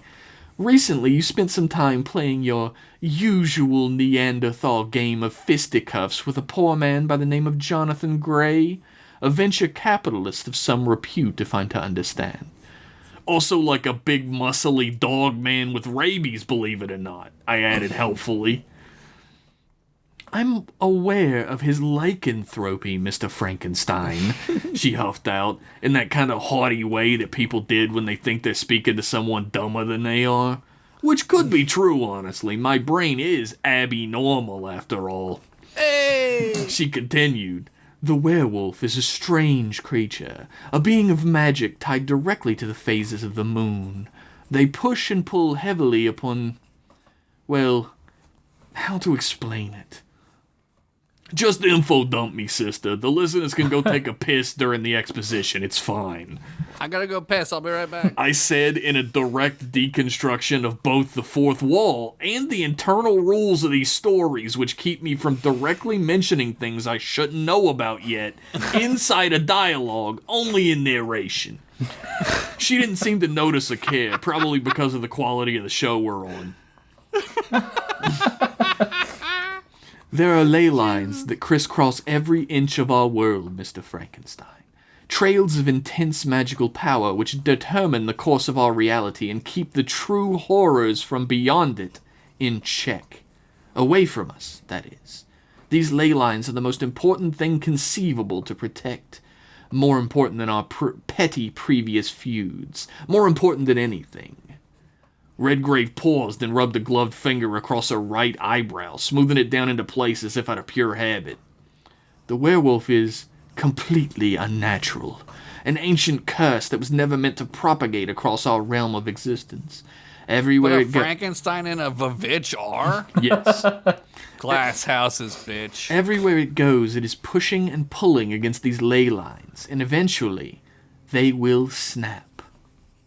These ley lines, they even go into New Jersey? Damn, that sucks for them. Hopefully they like the smell of stale piss and desperation, I added, helpfully. Sucks for the fucking ley lines, yeah. Redgrave continued, unbidden. I am willing to pay you a substantial sum of money to track down Jonathan Gray and return him to me. He should not be capable of transformation until the next full moon, which is 12 days from now. Plenty of time to retrieve him. And what are you gonna do when you get hands on Gray? Eat his ass up with a fucking leafy green salad to de-haggify yourself? I ain't in the business of headhunting for serial killers, Redgrave. I was really going at my bourbon now, half because my buzz from earlier was wearing off from all the exposition, and half because I just really love being drunk. It's great, go try it right now, there's literally no downsides. Okay, I will. I'm not going to kill him, I'm going to dispel the curse that has afflicted him. Even dead, his body would still contain enough of these unnatural energies to affect the ley lines as they crisscross our world. He cannot be permitted to remain afflicted under any circumstances. Redgrave paused, rubbing a chin and eyeing me up and down with that kind of cat about to eat the mouse kind of look that cougars were always getting. You know the one, stud. You yourself are a creature partially of magic, Frankenstein. Whether you accept it or not, this concerns you as well. You know, I kind of assumed good old Victor was fucking with forces he had no clue how to control when I read his diary about my creation, and it said, I quote, maybe alchemy or some shit? Lol, I'll figure it out, on the very last page. I shared for some reason. Yes, well, Redgrave flushed. She stood up and raised both hands up to her chest level, then rapidly began clapping them together as loudly as she could. One more thing. The little bell over my front door tingled, and in from the cold night stepped a familiar and unforgettable sight, even if she was about as plain a Jane as you could possibly imagine. Standing there shivering with her arms wrapped around herself in a pillbox hat and a matronly old dress that was far too dour for her, was Kay Lawrence, the lady who fucked the fish man. It's a long story, but she paid me to rescue a boyfriend who turned out to be some kind of disgusting-ass gill man monsters. Unlike most of my cases, it ended fine. You know Miss Lawrence, don't you? Redgrave said with a knowing smirk. Hello, Mr. Frankenstein, Kay said under her breath, her eyes on the floor. Yeah, I remember, but, I leaned back in my chair and scratched the back of my head fervently for a moment before continuing. How long have you been standing out there waiting to come in on cue? Were you just, in the alley this whole time, waiting to hear her clap, or... What? Why does that matter? Redgrave asked, annoyance dripping from her voice. Nah, I mean, what would have happened if I wouldn't have opened the letter tonight? I could have just easily, sat it in the inbox and went up for the old shit shower and a shave to go night-night. It's so true. It's so true. Would you have fucking, like, genie's lamp style stayed in that letter all night while Miss Lawrence stood outside on the front door until sunup waiting for you to clap her in like a trained poodle? What the fuck was the plan here? I couldn't help myself but to ask. Both women stared at me, a mixture of complete blank frustration at my line of questioning, and just a hint of embarrassment that I was asking a genuinely good question which made both of them look like idiots. They exchanged glances, then Miss Lawrence looked back to the ground. We have information on Gray's whereabouts prepared for you. Oh, wait. Sorry. Who's talking? We have information on Gray's whereabouts prepared for you. Miss Lawrence. Redgrave turned to face the smaller, meeker woman, having regained her own composure. Gil, my boyfriend, he spends most of his time at the docks still. Kay Lawrence began, having trouble not stumbling over her words in front of a giant, gross, bleach white corpse roid monster and a real-life freak, nasty-ass granny witch. She must have felt like she was at a horror convention, which is truly the most disgusting place to be of all. He saw that Mr. Gray and several of his employees have holed up in a yacht that's been docked at the Seacrest Company Marina. Gil thinks he's sending his men out into the city to try to find some kind of cure for his being a werewolf and all. Yeah, cool. And did he tell you this via, like, making bubbles like a crab? Or did he, like, ink it out of his ass onto a whiteboard? Or... I was getting a little frustrated with what wasn't being told to me at this point. I knew a setup when I was dipshitting into one. What? Miss Lawrence barely managed to grunt out in return. You have your fucking assignment, you rotting pile of meat, Redgrave spat out. You're the only one who's tangled with this werewolf before, and you're the only one who can rein in Gray now. I cannot get onto his ship for some reason, and neither could any of my agents. This falls to you. Do this, and you will receive $100,000 plus expenses. What the fuck? Do not do this, and you will live, or whatever your facsimile of that is, to regret it. Yeah, but that's ghost books. You can't spend. That's just life. Miss Lawrence rubbed her arm and looked away, clearly uncomfortable to her bones. All right, now we're being honest with each other. At least a little. I stood up from my desk and shuffled my overcoat around my shoulders again, probably with some kind of shit-eating smirk on my face, knowing me. I pulled open the top left drawer of my desk and returned with a legal form pad and slid it across. I even plopped a pen down on it like a gentleman. Sign here, and initial here, and we're in business. She took the pad and began to scribble on it, not even stopping to look back up at me. I took the opportunity to study Kay Lawrence, which she didn't appreciate one bit. Something about her didn't feel the same kind of uncomfortable and scared as the last time she'd come in here looking for my help. She was shuffling around much more and withdrawing away from Redgrave a little more every couple minutes. It struck me that the two of them might not be as buddy-buddy as I had figured when she got called in here, much like a trained seal. Now, I know what you're saying reading this. Adam, you're about to walk headfirst into the worst, most stupidly obvious trap of your life. What the fuck are you doing? That was very clever. Do you want to die? That was very clever because you were saying it and you were reading it. Yeah. Well, first off, since when were we on a fucking first name basis here? I don't fucking know you, Pally. How about Mr. Frankenstein? Show a little fucking respect. Wow. Anyway, I was well aware, don't you worry. But when you've been eating cold beans out of a can and drinking the cheapest booze on the market that doesn't strip paint in seconds, even wiping your old dead ass with one-ply flypaper ass TP, then you could come back and judge me for taking an obvious trap of a job. I'm a big boy. I got muscles to spare. I'll be fine. Well, that's what I thought anyway. She slid the pad back across the table all filled out. Sitting on top of it was another envelope, this one unmarked. She motioned to it with the pen before tossing it onto my desk with not a small amount of shitty attitude that I felt was unwarranted by my gentlemanly behavior. Half up front, half on delivery, she stated plainly, throwing her mink shawl back over her shoulder with a flip. There are 3 photographs inside. One of the yacht, the Excellion, one of Grey, and one of Grey's werewolf form. Study them. No mistakes. I turned over the letter and dumped its contents out on my desk.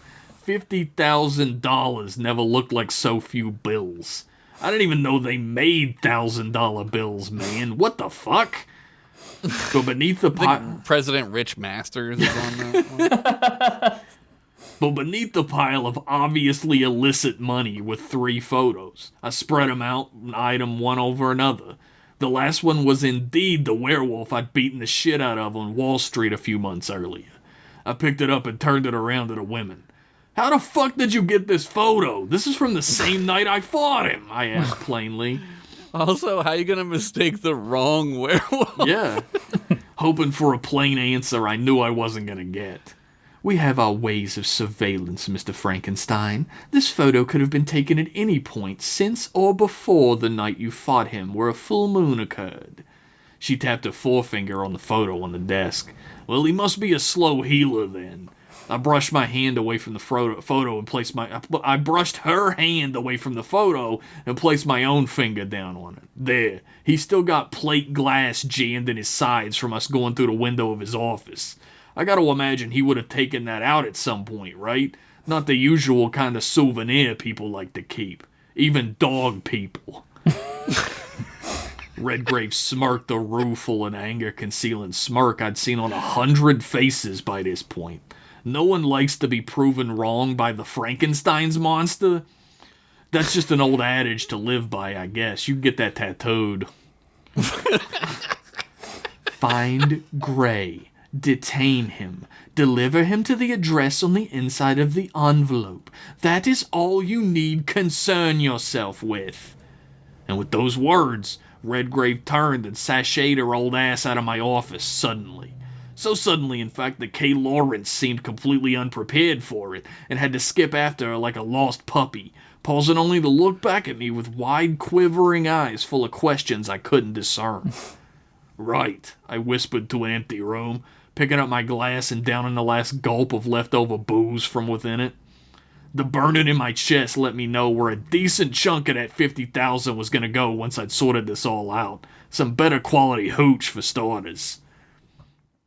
I drew up the empty envelope from the desk and peered inside of it. Sure enough, written in small, perfect block black lettering was the address, Red Main Manor, 666 Asta Avenue, Lower Manhattan, New York, New York. This is a bad idea. I rolled my eyes at that number. What kind of jumping through hoops, city ordinance, and political redlining did it take to get that fucking spooky dookie ass address for that stupid manor? Disgusting. Then a memory slowly began to dawn on me. I sat back in my seat and stared hard at the empty chair on the other side of my desk. The edges of a ghost came into view, a memory which felt like a lifetime ago, but which had seared itself into the recesses of my mind. A small, dark man with eyes gleaming like fire sat across from me. A faded old military uniform pressed with an assemblage of badges, banners, and awards that would make a general blush. A turban twisted into a perfect formation astride him like a crown. The man named Nobody pursed his lips and spoke slowly, deliberately, in a deep and barren voice. Beware the 666 Society. What? I poured myself another belt of subpar bourbon as the ghost faded from my mind. Maybe I wasn't as prepared for this trap as I thought I was, huh? To be continued.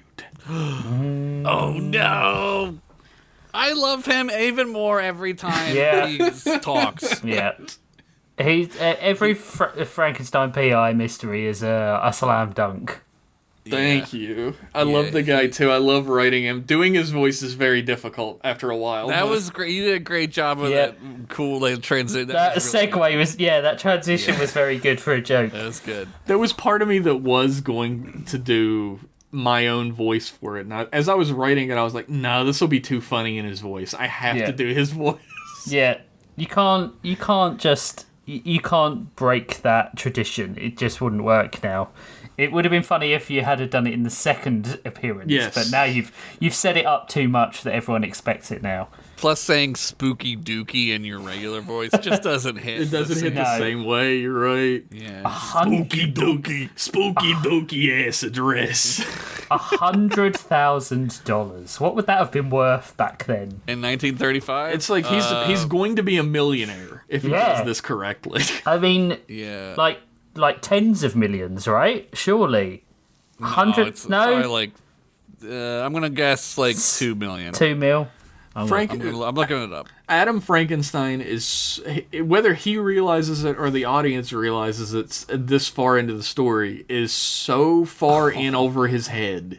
And it's going to become more and more obvious as time goes on that even $1 million isn't going to be worth this. No. We're so good. It's 2.3 million. Well, you're so good. Yeah, you're the one who said that. Yeah. I was going to give us all credit. No, it's just Don't you, give me baby. credit. Look, I got it only wrong. know because I'm a real life time traveler and I have to know this shit. You and Adam Frankenstein both. I don't want to like fucking show up in 1935 with like actual $2 million and they'll be like, my God, the King of Siam is here. Could you imagine showing up at like the first place you go to spend money, they look at it and go, this is fake, it says 2006. Yeah. Yeah, what the fuck? What is this? It's like when people say, if I went back in time and I took my phone, and it's like, it would be dead. Yeah, what? It would how be you a gonna, brick. Yeah, you use can't it? charge the thing. You could show like maybe There's- 100 people before it dies, and that's There's it. no internet. There's no satellites. no. There's nothing. You just throw it at the first person who tries to You attack might as well bring a fucking encyclopedia with you. It's the Also, same like, shit. there's a great Nate Bargatze joke where he says, like, if I went back in time, I'd be like, like, this is a cell phone. They'd be like, how's it work? I don't know, man. I don't know, man.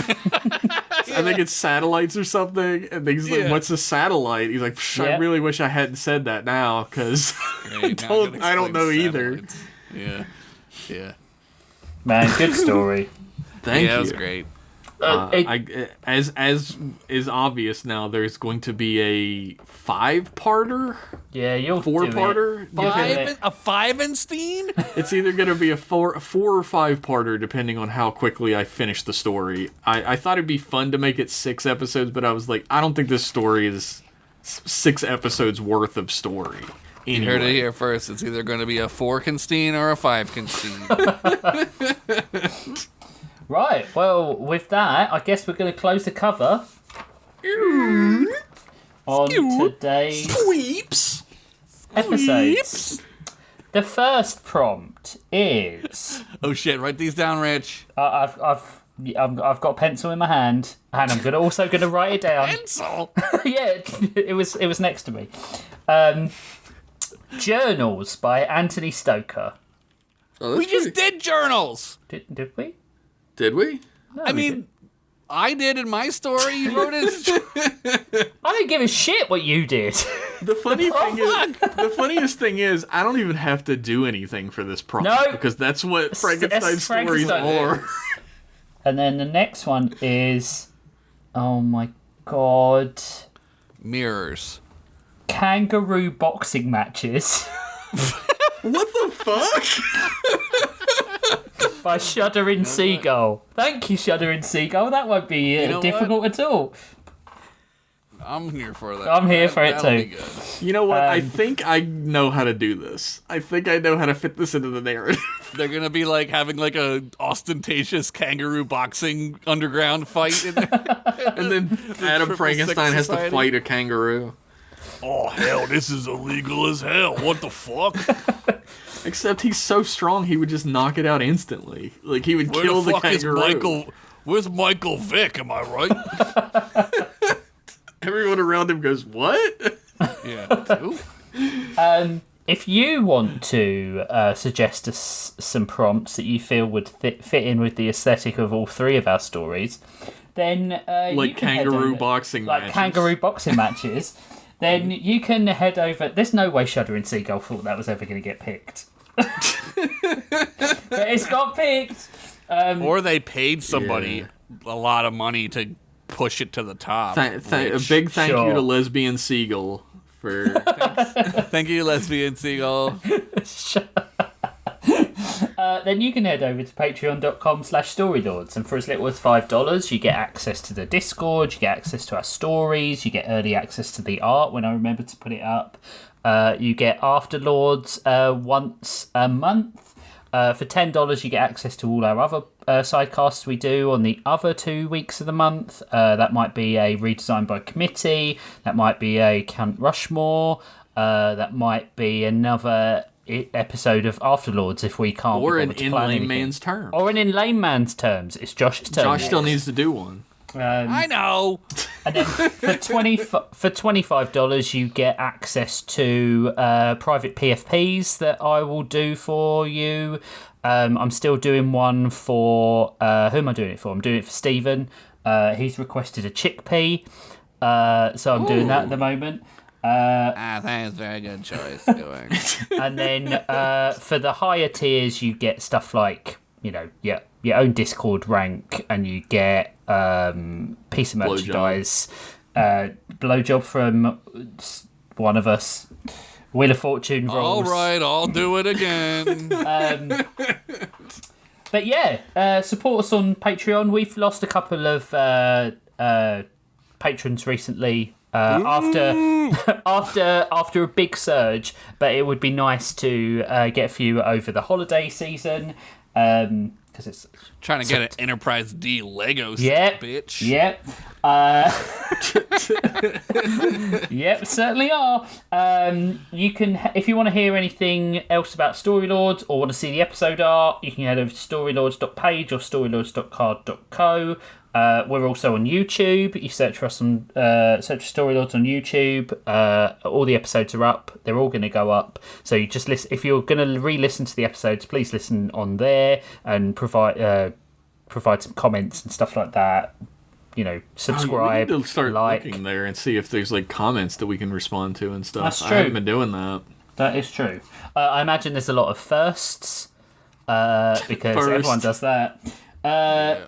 Also, big thanks to our patrons. So I will start at the highest rank, as is customary. Play me out, Johnny. Thanks to Squid Ludwig, Stephen, Josh Henderson, Lover69, Sean Tabor, Malanite, Heath Robinson, Federico Rodriguez, Granola Daniels, Jake Anderson, Anthony Stoker, Chris Balso, Rena Kemp, Jonathan Anderson, Pez King, Ratty IRL, Werewolf Bar Mitzvah, Gordon Ream, and that is it. And then as a random lifetime subscriber shout out, I will give thanks to your mom, Greg Moy, who has been a patron since March 5th, 2023. Thank you, Greg. Wow. Thanks, Greg. That's awesome.